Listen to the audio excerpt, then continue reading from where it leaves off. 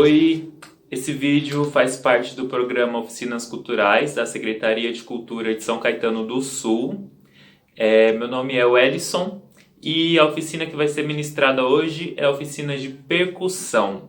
Primeiro dizer que assim, a gente tem que pedir licença, né?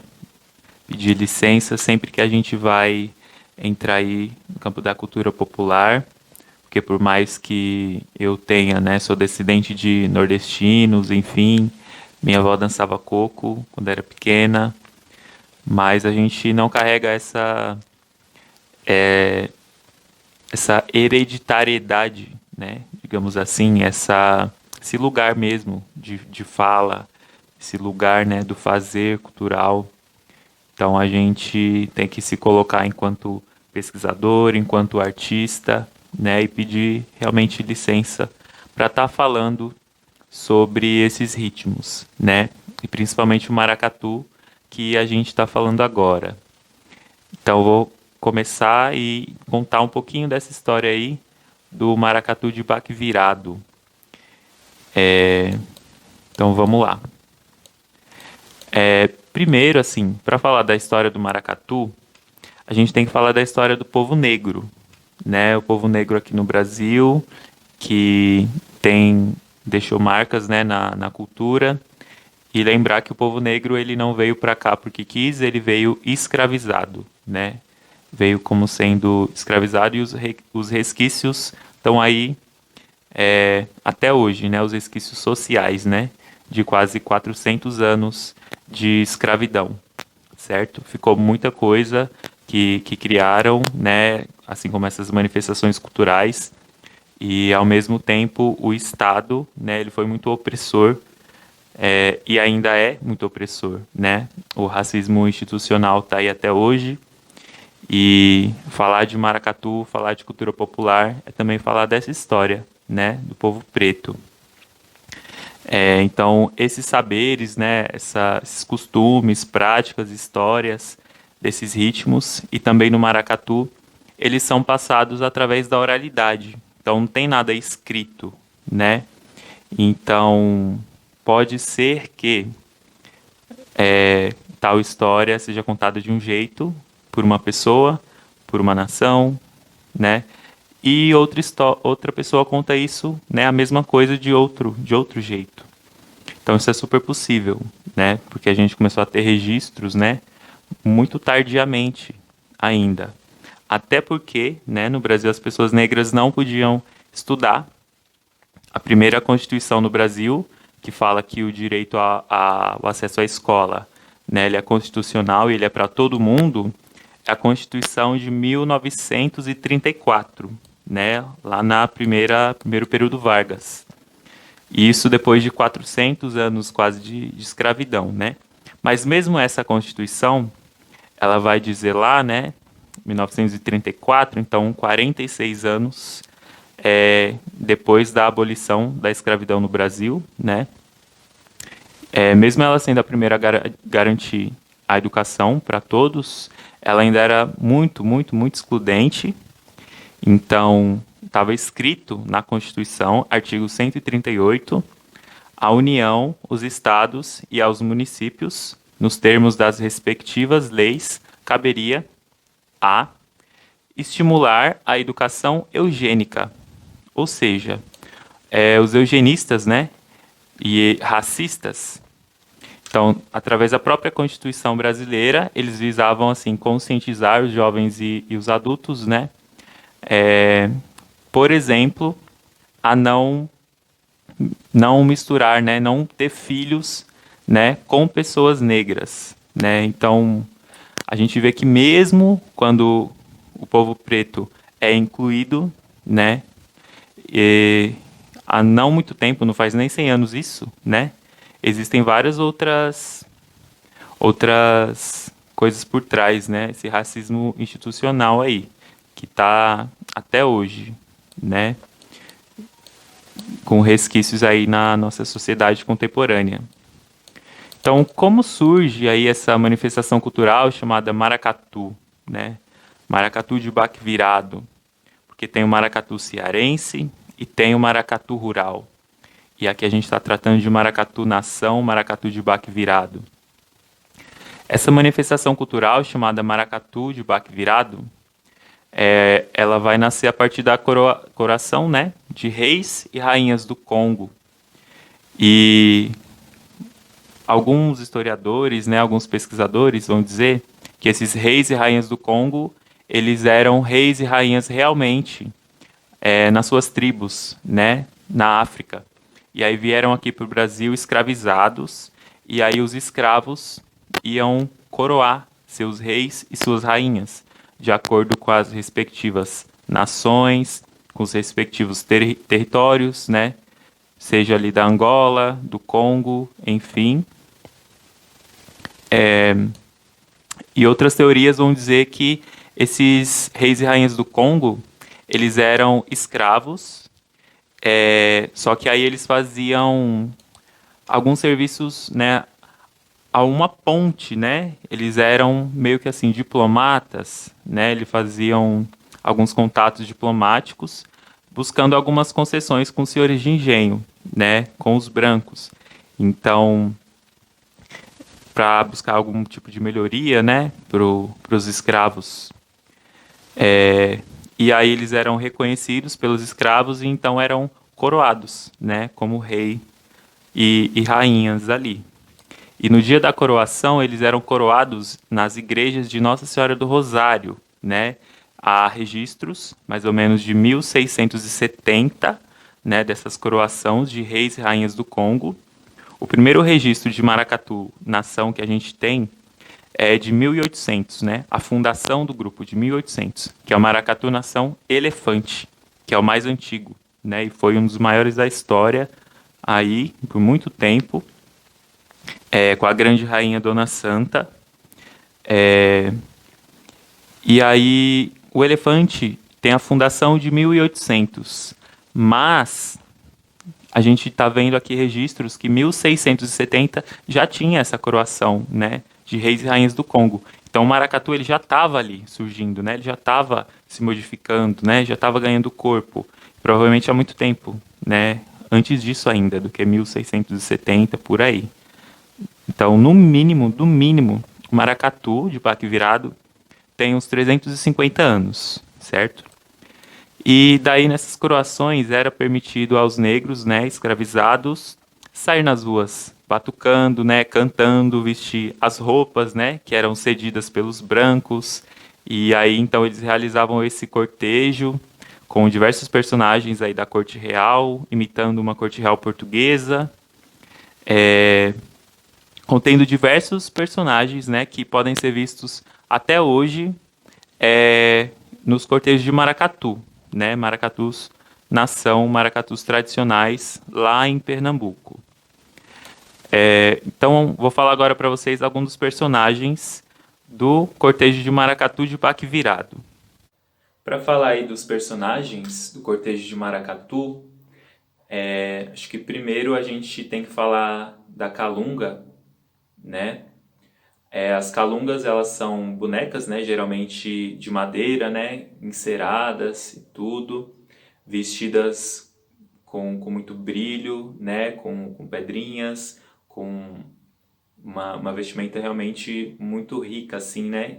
E essas calungas, elas vão simbolizar uma rainha, né? Alguém daquela nação, ou qualquer outra pessoa, né, já falecida, que foi muito importante para a nação, para aquele maracatu. Então, é uma representação, né, de antepassados, de ancestrais, que vão garantir a proteção, né, e vão ser esse contato espiritual, realmente, daquela nação, né. Então, nas calungas ali está toda a essência, né, o fundamento religioso dos maracatus. Duas curiosidades sobre as calungas. Porto Rico tem uma calunga, que é a Bruxa de Pano, que é a Dona Bela, e a nação Elefante, ela tinha um calunga homem, né? Então ela tinha um calunga masculino, que era o Dom Luiz, né? Dom Luiz e outras calungas adereços, roupas de maracatu, vocês podem ver aí no Museu do Homem do Nordeste, tá lá em Recife, Pernambuco. Quando vocês forem lá, espero que vocês possam ir. Se vocês estão aqui vendo esse vídeo sobre a história do maracatu, porque eu acho que vocês têm interesse, tem que ir lá ver realmente, né? Os maracatus nação são diferentes de grupos percussivos, né? Aqui em São Paulo a gente toca maracatu, a gente se junta, né? E faz a parte, né, cultural. É claro que a gente tem outros aspectos também, essa coisa de pertencimento, né? A coisa de se encontrar, de partilhar, todos esses valores que são muito importantes no maracatu, mas lá tem a questão da corte e a questão da espiritualidade, né? A questão da religiosidade. Cada nação com o seu grau, né? Mas todas têm esse vínculo religioso. Então vão lá em Recife para dar esse alô. Então ali na Calunga tá todo o fundamento, né? Tá toda a ancestralidade. Então a Calunga ela tem o quartinho dela lá na sua nação, né? Geralmente toda nação tem um terreiro de candomblé, quase todas, né? Não se separa muito assim o espaço, então você entra na nação Porto Rico, aí tem um lugar onde se guarda os tambores, onde fazem os ensaios, né? Na rua aqui, né? E você entra e já tem os orixás ali na entrada, tem o terreiro, você sobe, aí tem o lugar onde guarda-se as roupas, né, do maracatu. Então é um vínculo bastante grande entre o candomblé e o maracatu, né? E lembrando que também o maracatu de Baque Virado ele trabalha também na Jurema, que é outra religião de matriz africana, certo? Voltando aí um pouquinho, então a gente falou da Calunga, que ela vai abrir o desfile, e quem segura a Calunga é a Dama de Passo, né? Então, quando a nação entra na avenida, a primeira coisa é o estandarte, vai o porta-estandarte, que é uma espécie de bandeira, e aí tem o nome, tem os símbolos, as cores da nação, e o ano de fundação, né? Então, Nação Leão Coroado, aí tem o leão, né? Tem a identidade visual da nação, e embaixo 1863, que é o ano que foi fundado o Leão Coroado, certo? Depois do porta-estandarte, logo atrás, já vem a Calunga, né? E quem segura a Calunga é a Dama de Passo, que é uma mulher, né? Ela conduz a Calunga, ela tem que estar preparada espiritualmente, né? Para conduzir essas Calungas, todos os desfiles, apresentações. E essa preparação ela passa por questões religiosas, né? E obediência aos preceitos, né? Da religião, dos orixás, para poder sair protegida, né? Cuidar bem da Calunga e suportar aí a carga espiritual. Bom, falei aí da Dama de Passo, agora vou falar um pouquinho do rei e da rainha, né, dessa realeza aí nesse cortejo de maracatu. O rei e a rainha eles são muito, muito importantes, né? É para eles, né, no final de tudo, que acontece esse cortejo, né, com todos os seus aspectos, as suas características, roupas e o batuque. O maracatu ele é uma cultura matriarcal, né? Então, em quase todas as nações, são as rainhas que vão mandar, né? Elas vão dizer o que pode e o que não pode fazer, sempre guiadas pelos seus orixás. E essas rainhas, elas geralmente estão à frente do trabalho religioso, das confecções de roupa, né? De cuidar de toda essa parte para o maracatu realmente acontecer, né? Geralmente, a gente só presta atenção em quem está no apito.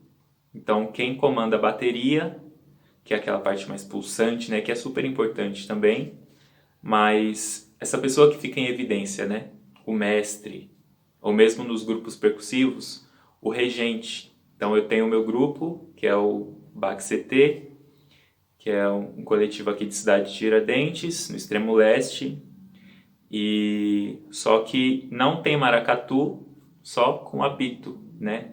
Não tem maracatu só com uma pessoa.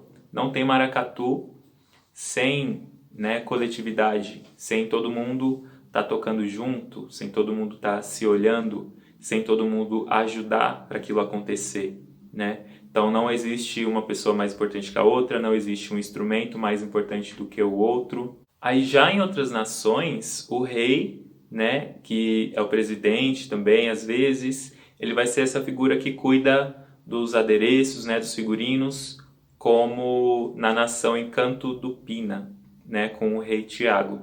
Eu desfilei por essa nação no ano passado, em 2019, fui de príncipe e foi uma experiência muito, muito rápida, só que muito, muito, assim, pulsante, né, interessante. E eles não necessariamente, né, aquilo ali é um momento, mas é muito importante, é o momento mais importante do ano, né, para muitas nações. Então eles ficam se produzindo o ano todo, né, é uma grana e os maracatus não têm o apoio que deveriam ter, mesmo agora que são patrimônio cultural e material desde 2014.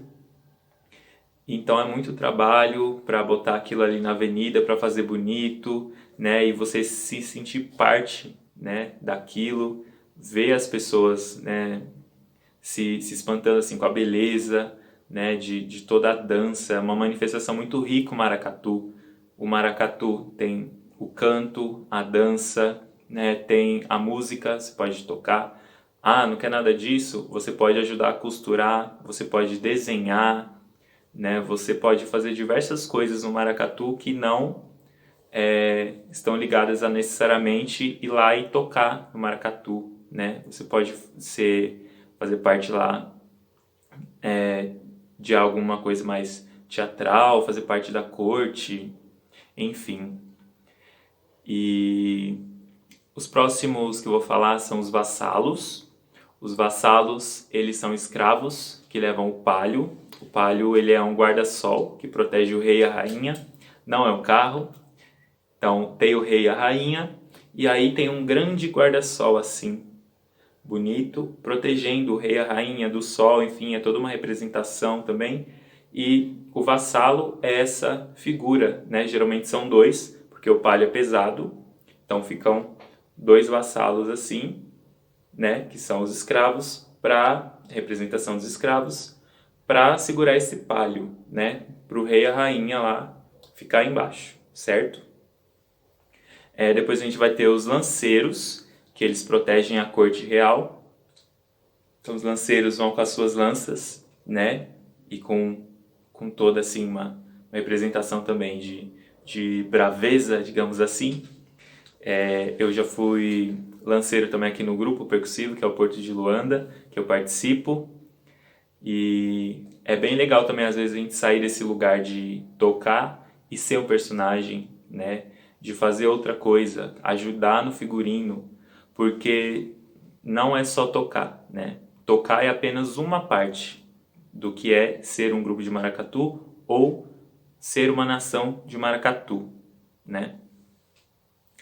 Depois dos lanceiros, vou falar um pouquinho das damas da corte, que é uma representação de senhoras ricas, então elas são damas ricas, né, com as roupas muito brilhosas, com muito paetês, muitas cores. Aí a gente vai ter também as iabás, que são as baianas, né, que fazem uma parte de dança, né, de representação também. Aí a gente tem o caboclo de pena. Os caboclos de pena, eles são representações dos povos indígenas.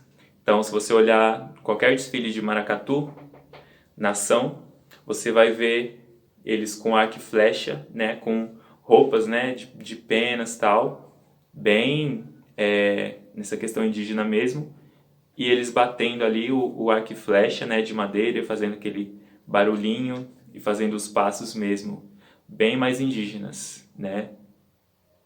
E aí a gente vai ter diversas outras figuras na corte, como príncipe, princesa, ministro, embaixador, embaixatriz, né? Imperador, imperatriz. Então, é uma gama de personagens, né? Uma gama de coisas que se pode ser e se pode fazer dentro do maracatu. E aí também tem os batuqueiros, né? E a bateria é o coração, né? Ela é muito importante para o maracatu, porque o maracatu ele ficou famoso, né? Muito famoso assim nos anos 90 por conta assim do Chico Sainz, Nação Zumbi, né? Vou falar mais um pouquinho deles ali pra frente, mas a gente começou a saber mais do maracatu por conta da música, né? Eu entrei no maracatu, era uma aula de percussão e o meu professor era o Maurici Brasil. O Maurici é um dos fundadores do Baque Bolado, né, que foi um dos primeiros grupos a tocar maracatu aqui na cidade de São Paulo. Vou comentar um pouquinho mais para frente também sobre isso, os maracatus aqui na cidade de São Paulo. Mas a gente tem que sempre lembrar que a música é só um dos aspectos, né, do maracatu. E é importante a gente aprender esses fundamentos, né, realmente do maracatu. Então, eu vou falar um pouquinho aqui para vocês também da história e a gente vai ver um videozinho daqui a pouco, certo? Vamos lá. Vou pular um pouquinho aqui já para o século XX, né, sair desses princípios aí do maracatu. Então, principalmente em períodos ditatoriais, né, aí nos anos 30 e depois nos anos 50, 60, quando os terreiros eram perseguidos, né, realmente, esses terreiros eles não podiam fazer seus toques, né, não podia haver o culto dos orixás, senão a polícia era chamada, enfim, diversos problemas, né, e discriminação religiosa. E só que os maracatus eles podiam ensaiar, se eles pedissem uma autorização para a prefeitura. Então, assim como na capoeira, né, que o povo preto ele fingia que ali era uma dança e tal, mas não, eles estavam treinando, né, para poder lutar e fugir e ir para os quilombos, né? Então isso foi uma forma que eles acharam, né? Assim como acharam formas de continuar cultuando os orixás, fingindo que estavam sendo católicos, né? Estavam aceitando a religião que os portugueses, né, ou que os brancos brasileiros depois estavam impondo para eles, né? E essa aqui foi outra forma que eles encontraram para driblar. Então, como eles não podiam fazer o toque no terreiro, eles pediam uma autorização para o maracatu ensaiar na mesma hora ali. Então, o maracatu ficava lá na frente tocando, fazendo aquela zoada e o toque correndo lá atrás no terreiro, né, para poder cumprir com todas as obrigações, com todos os cultos religiosos lá.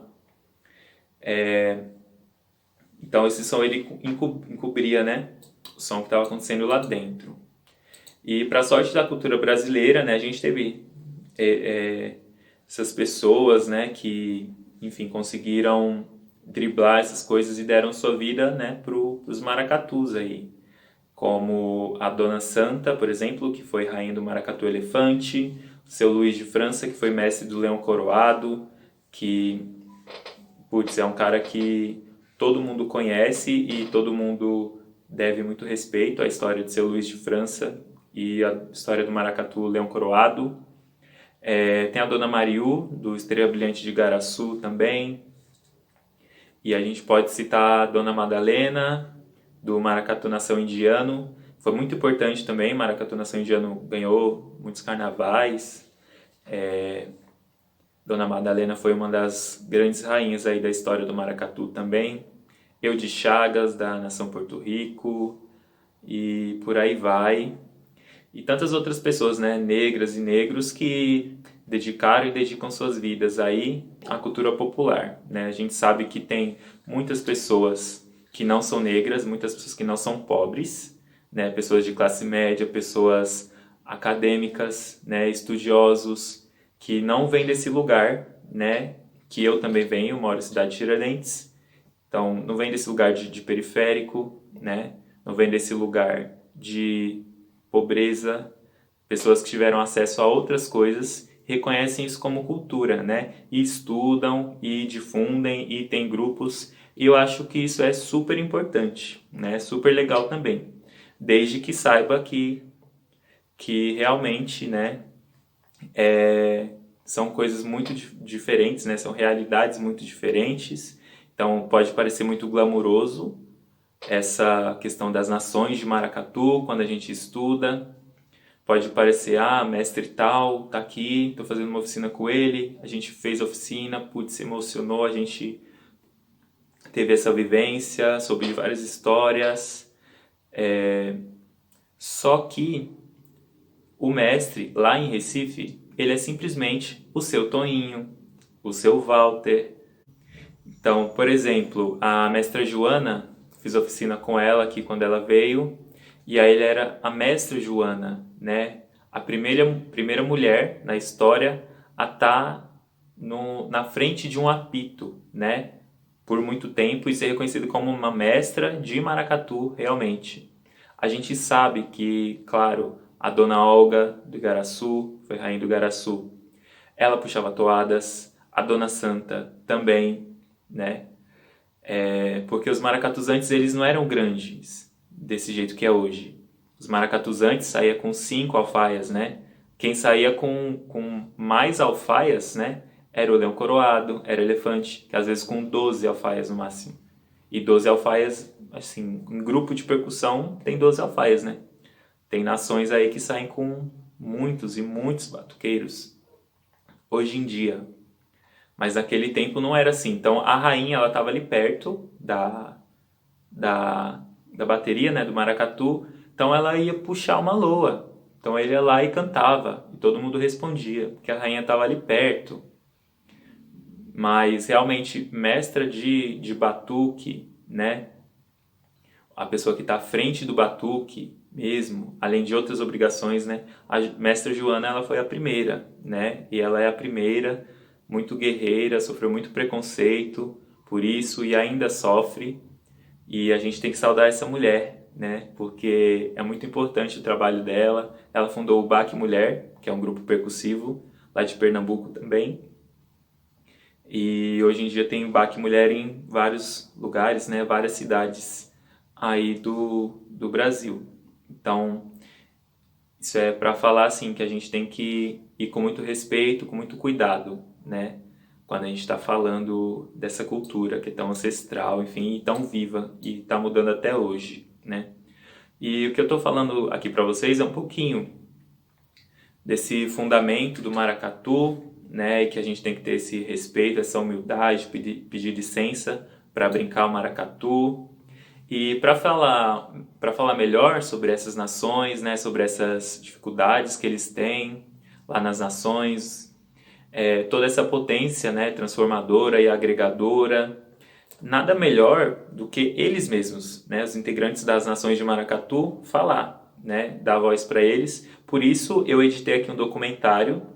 Esse documentário é chamado Maracatu Nação, né? Ele é uma realização da CETAP, que é o Centro Técnico de Assessoria e Planejamento Comunitário, junto a Primeiro Plano, Produções Audiovisuais, a Fundarp, que é a Fundação do Patrimônio Histórico e Artístico de Pernambuco, e foi feito através da Secretaria de Cultura do Governo de Pernambuco, com apoio do IFAM e do Ministério da Cultura.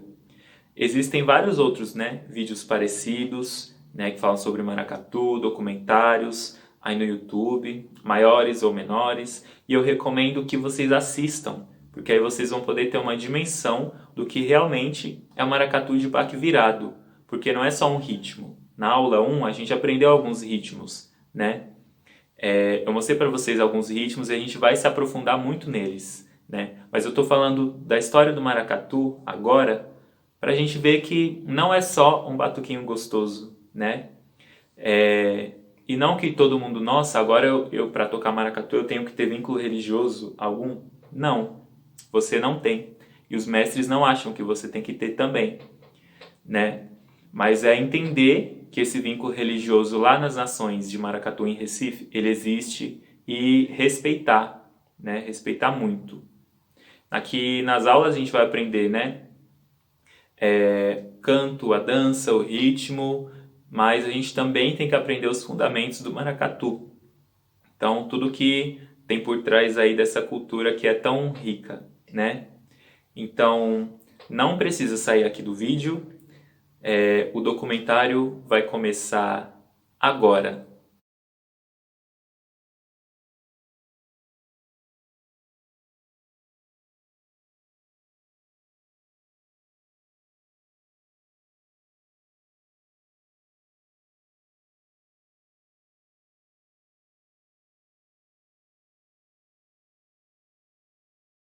Nosso rei que veio de Minas, nossa rainha já se coroou.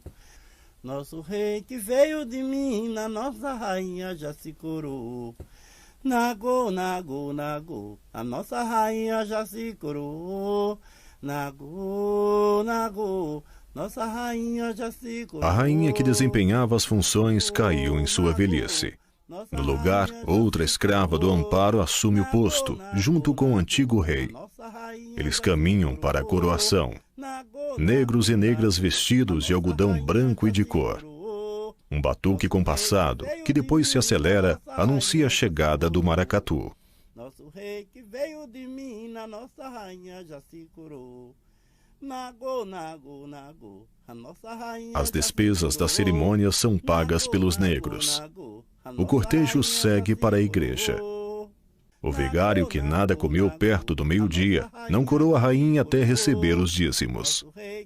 Os negros se zangam e exigem que a cerimônia seja cumprida. O vigário segura a coroa na porta da igreja. A nova rainha recebe o título que lhe foi posto. E ele diz: agora, rainha, vai-te embora para a sua nação.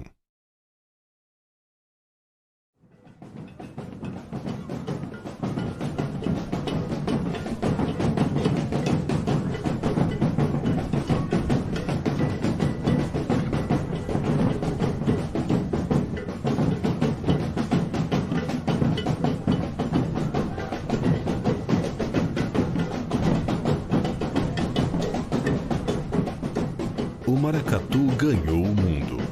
Desde as últimas coroações de reis e rainhas do Congo até o início deste século, ganharam força e visibilidade. E não é possível pensar o carnaval pernambucano sem a presença das grandes nações de maracatus, que levam sua música e dança para um número cada vez maior de pessoas.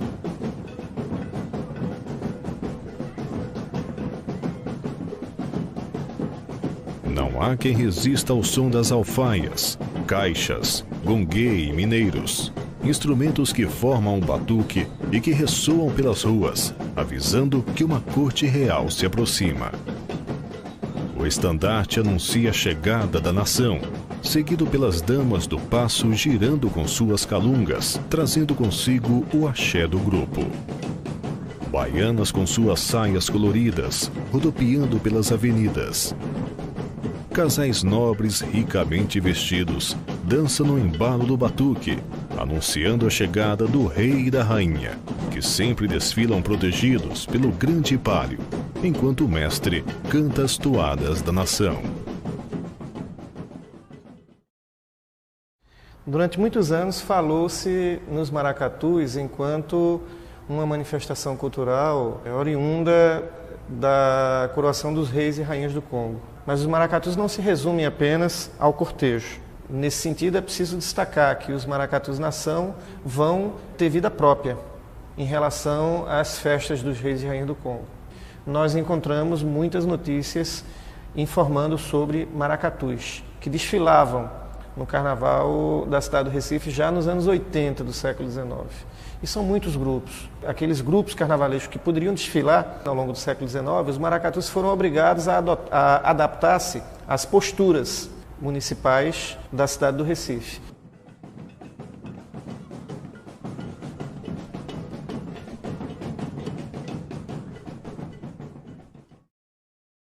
Meu nome é Taiguara, sou diretor e fundador do Maracatu Raiz Paiadão, sou bisneto de Paiadão. Quando eu cheguei lá, no arquivo público, eu consegui ver lá, né, e constatar o que já tinham falado a mim e a minha família, né. Meu bisavô Paiadão, Malaquês Felipe da Costa, ele chegou a fazer pediu para fazer um ensaio, né, e do maracatu Mas só que não existia o maracatu, era uma forma de ele esconder o ritual aqui do toque, né? Que é ter o escuta aqui no nosso terreiro. E quando cheguei lá, me deparei com aquilo, fiquei muito assustado assim, que eu não sabia que tinha essa forma, né? Que a gente, até a família mesmo não sabia dessa história toda, né? Queria ter uma confirmação.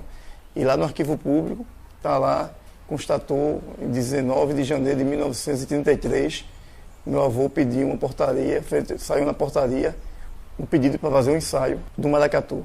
É uma forma de ele esconder o culto aqui no terreiro.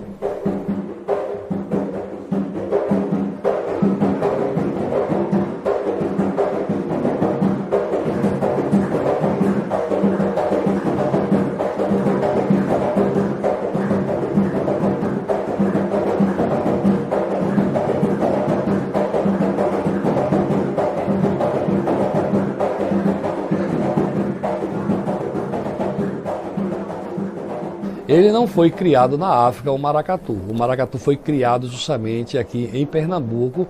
O negro, quando dormia na senzala, aonde ele cantava exprimindo, tá certo, a sua dor. Foi aonde justamente os negros fundaram e criaram, tá certo, o baque de maracatu. De nação para nação, geralmente sempre, cada um tem os seus critérios religiosos. Como tem pessoas justamente que o patrono justamente de uma nação é um mestre de Jurema. E pode ser justamente o orixá. Principalmente as pessoas que cultuam, tem o seu candomblé, tá certo, no nagô, geralmente sempre são os orixás, tá certo, patronos justamente daquela nação. Então, muda de uma nação para outra.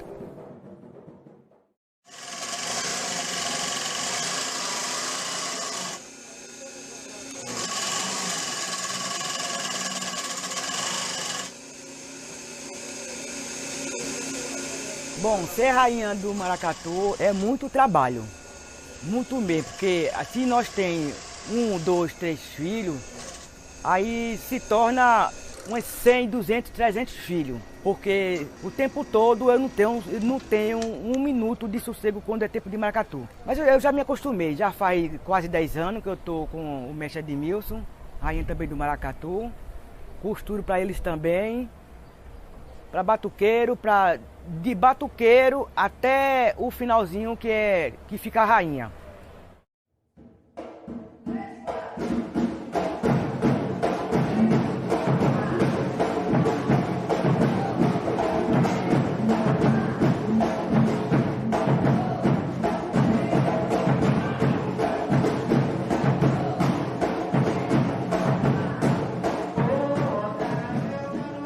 O Daruí Malungo é uma ONG, uma organização não governamental que trabalha com crianças e adolescentes da comunidade Chão de Estrelas e adjacências.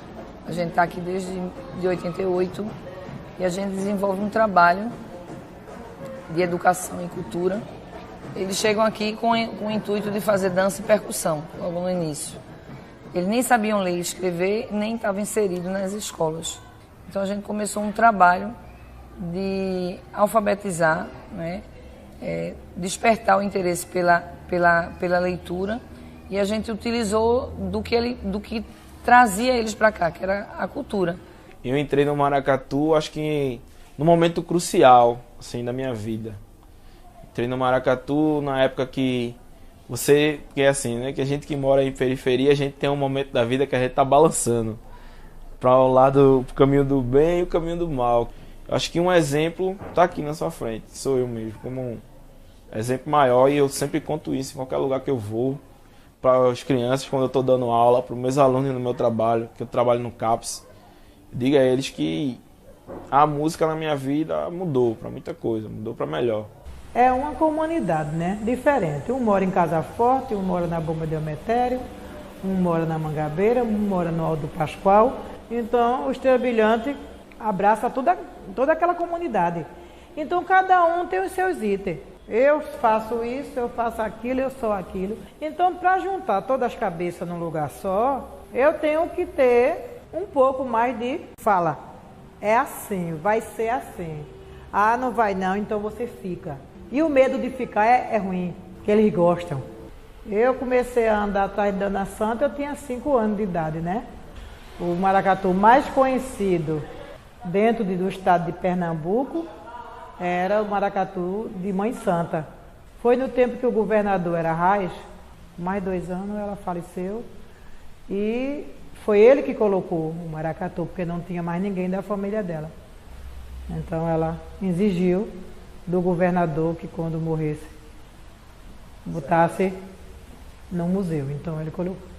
Aí quando Catarina Real, que era uma historiadora americana que teve a vivência muito grande aqui dentro de Pernambuco, aí pediu para ele que tirasse o elefante, que era uma coisa muito bonita, que não podia estar no museu.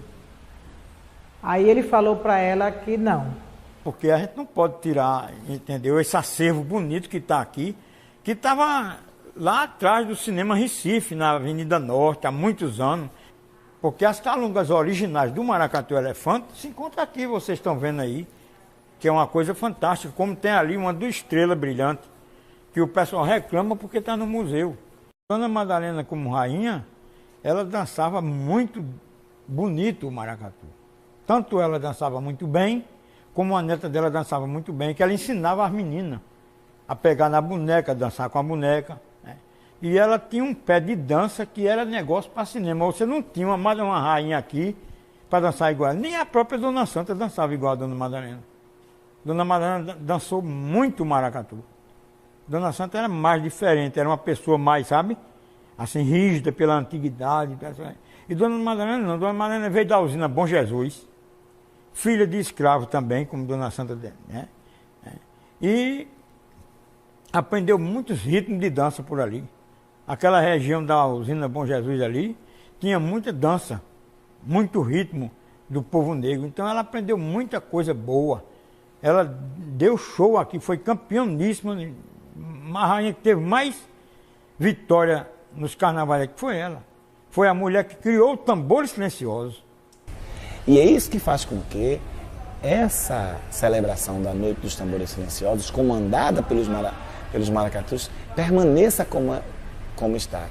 Nos vários momentos da história dela vão ter altos e baixos, vão ter contradições. O fato é que essa noite, aqui no Recife, os maracatus e as parcerias que os maracatus conseguiram fazer, garantiu que essa noite fosse formada por agremiações carnavalescas de maracatu e baque virado, consideradas maracatus nação, que mantém a tradição de maracatu. A Noite dos Tambores Silenciosos, dentro desse novo modelo de carnaval, também recebeu mais atenção da mídia e hoje em dia é um dos espetáculos mais procurados pelos turistas e por pessoas de um modo geral assim que gostam de maracatu, que gostam de maracatu nação. Então são momentos assim onde os maracatus nação são realmente protagonistas.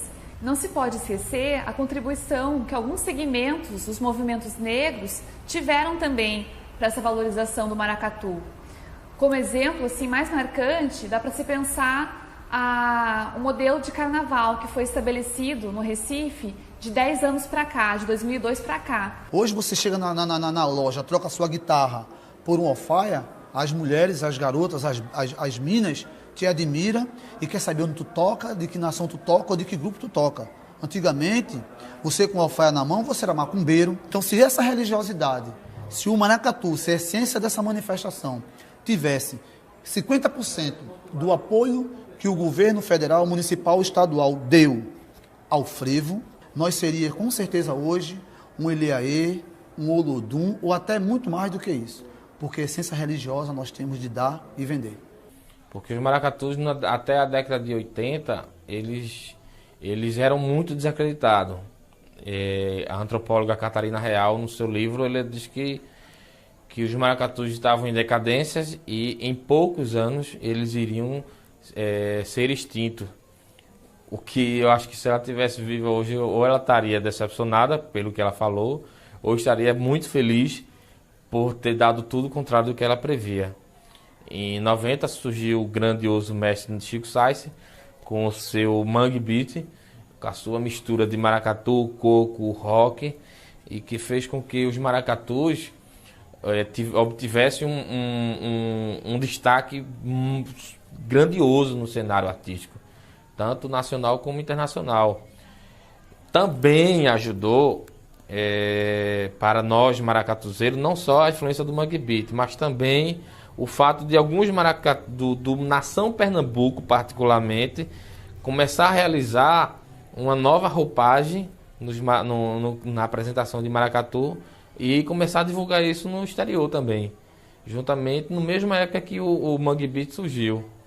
E isso foi muito bom porque assim, o pessoal começou a conhecer o instrumento alfaia, começou a padronizar uma forma de tocar, e a partir do Mangue Beat e do que o Nação Pernambuco começou a desenvolver, o toque do maracatu começou a ter um padrão. Toque de luanda, toque de malê, toque de arrasto, toque de parada.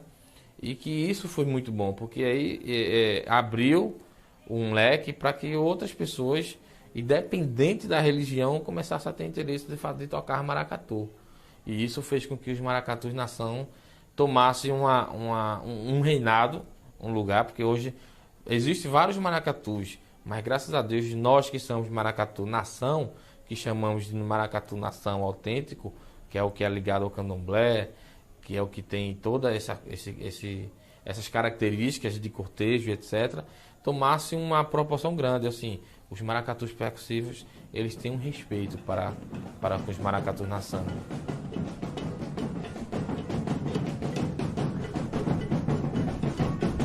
O maracatu Tupinambá, que é localizado na comunidade do Vasco da Gama, precisou deslocar os seus ensaios para Guabiraba, pois na comunidade em que seus dirigentes estão situados, em que o maracatu está situado, ele não pode tocar. O Maracatu Nação Encanto da Alegria, localizado na Mangabeira, precisa sair da casa em que está sediado para promover os seus ensaios em comunidades próximas à Mangabeira. Porque se ele for fazer o seu som no local onde está sediado, certamente os vizinhos vão chamar a polícia, muito menos motivados pelo som feito pelo maracatu, muito mais motivados pelo fato de estarem imbuídos de um componente ideológico relacionado com o sagrado, relacionado com a religião. Como se estivesse voltando, tudo que a gente ganhou de liberdade estivesse voltando. O que precisa entre nós, de matriz africano-afro-brasileira, é sermos mais unidos para que essas pessoas não terem poder de chocar nenhum da gente. Porque não precisamos mais passar por isso. Se você não tiver bom, fibra mesmo, você não bota não, viu? Um dinheirinho dali, um dinheirinho da acolá, um pouquinho dali, um pouquinho da acolá. O galo sempre, quando começa a quinta do galo, eu tenho uma marreca lá do galo que o galo me dá. E vou juntando, sabe? Para captar recursos, a gente, só eu e minha mãe, eu tive que pegar dinheiro de férias, de décimo, juntando dinheiro. Pego meu dinheiro, porque eu sou viúva, pego meu dinheiro, boto tudo no maracatu e por aí vai, né? É para costurar, para comprar. O dele só sai em cima, só sai com 5, 6 dias, 7.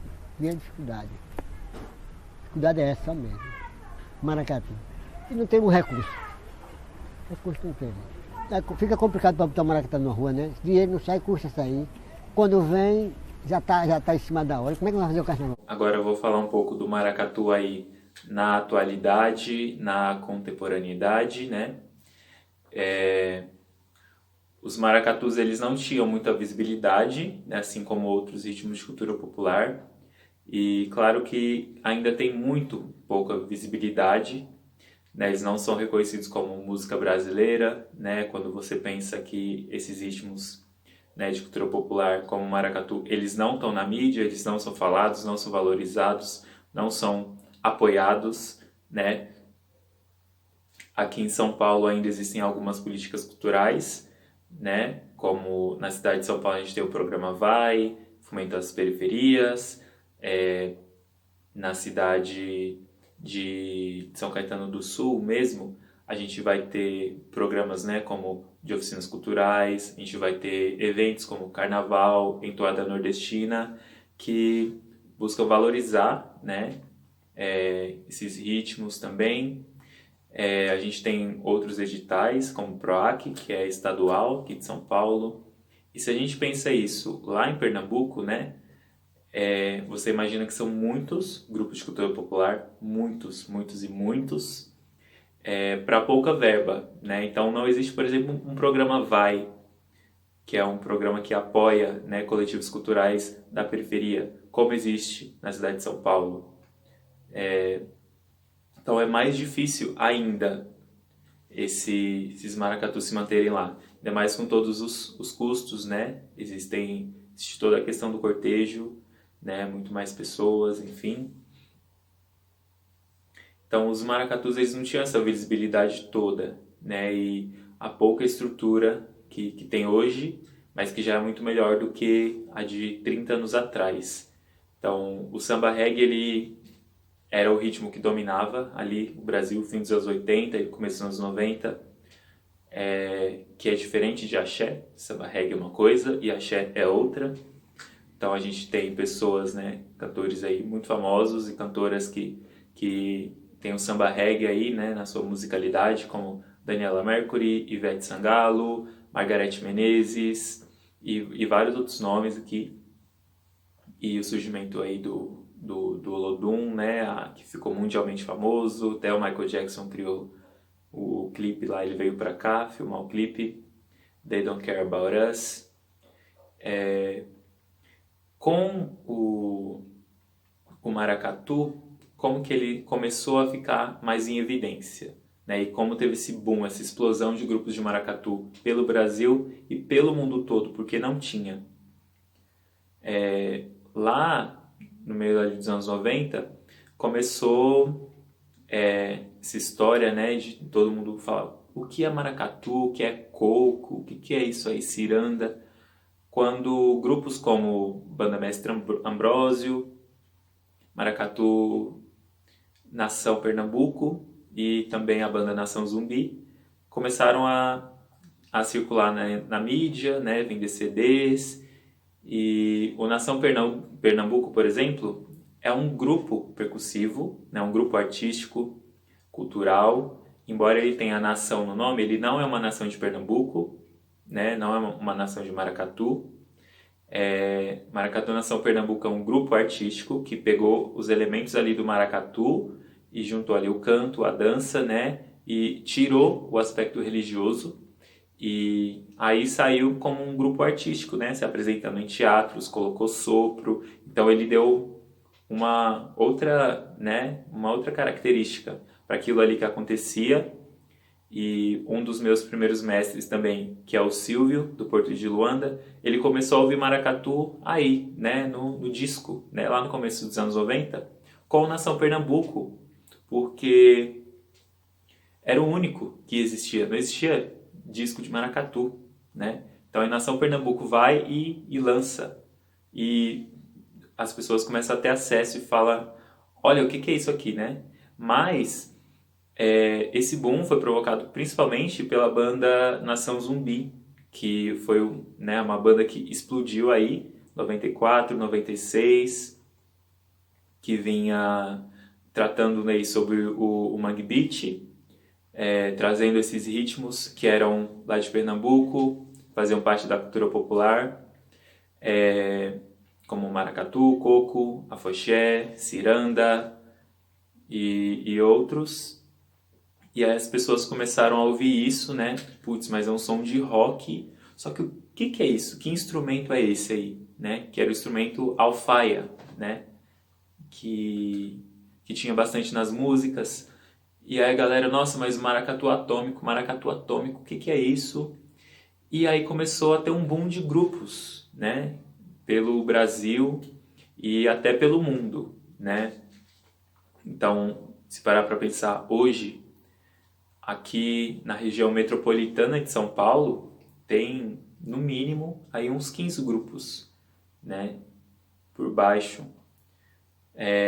Se parar para pensar em outros países também, né? Tem maracatu nos Estados Unidos, no Canadá, na Europa, em muitos países, maracatu no Japão.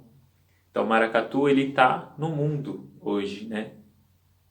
E é muito bom, assim, ver a cultura brasileira, porque muitas vezes a gente aqui do Brasil, a gente não conhece e não se permite, né, gostar da nossa própria cultura, sendo que a gente é um dos países, né, se não o país mais multicultural do mundo. Então aqui tem muita coisa legal, muita coisa potente e muita coisa valiosa, e que muitas vezes a gente não dá valor, né? A gente só dá valor à cultura de outros países. Acho que a nossa cultura é menor, principalmente a cultura popular, né? As nações lá de Maracatu, elas começaram a crescer, então, né? Depois desse boom. Então aí em São Paulo começa a ter um monte de grupo, no Rio, em Minas, no sul do Brasil. E aí essa galera começa a ir para Pernambuco, para realmente conhecer os maracatus de lá, né? E, enfim, aí cada um escolhe a sua nação. Então, eu gostei mais dessa, então, essa é a minha nação. Sempre que eu ver aqui eu vou desfilar com eles, eu vou tocar com eles, eu vou sair na corte com eles. Ou não também, você pode não escolher uma nação. Aí as nações de maracatu, no carnaval lá de Pernambuco, elas vão ter 2 momentos aí que são os principais, né? São considerados os momentos assim, chave, momentos fundamentais aí de apresentação durante o carnaval, que é o desfile oficial.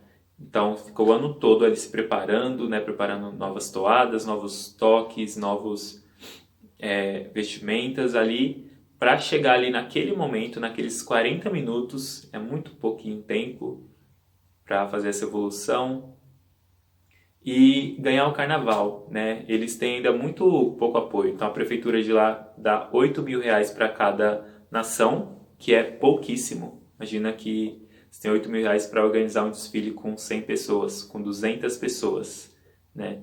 E aí quem ganha, né, os 3 primeiros lugares tem um prêmio maior em dinheiro, e tem muitas críticas, né, também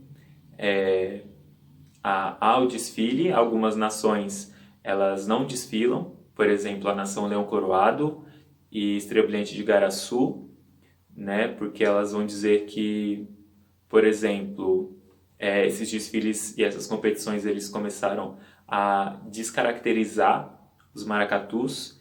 Então, por exemplo, o maracatu agora ficou parecendo samba, né? Então, alguns mestres eles vão falar isso, né? Alguns mestres, algumas rainhas de maracatu, e que preferem manter mais tradicional, o jeito que era feito antes, né? Por exemplo, a saia das baianas, né? Que não coloque aquele enchimento, né? Aquele que é um bambolê assim, ou às vezes até cano, que faz para a saia ficar assim, igual a baiana de samba, né? Para a saia ficar bem grandona e fica um efeito visual muito, muito bonito. Só que isso não é de maracatu, originalmente, né? Então, e já outras pessoas e outros mestres não, porque eles vão falar que é muito importante ter os desfiles, né? Porque aí se fazem novos baques, novos toques, novas convenções, novas paradinhas, e também é possível ir colocando novos instrumentos, né? Vai fazendo outras músicas. Então, a gente tem aí esses 2 lados, né? Lembrando que o maracatu ele é uma cultura tradicional, mas ele já estava em movimento, né, a todo momento, e ele continua em movimento, né, porque a cultura é dinâmica. Então, novos instrumentos vão sendo adicionados, assim como eu falei lá no primeiro vídeo, né? E se fosse assim, para não mudar nada no maracatu, a gente não teria mulheres tocando maracatu, né? A gente também não teria mulheres mestras de apito, como a mestra Joana e, mais recente, a mestra Karen do Leão Coroado. Se a gente fosse manter tudo como era, né? Não ia ter tambor de macaíba, né? De árvore aqui de palmeira, igual eu falei lá no primeiro vídeo também. Não ia ter tambor de compensado, porque antes era de barrica. Então, se era de barrica, vamos, né? Quero deixar meu nome gravado, eternizado na televisão.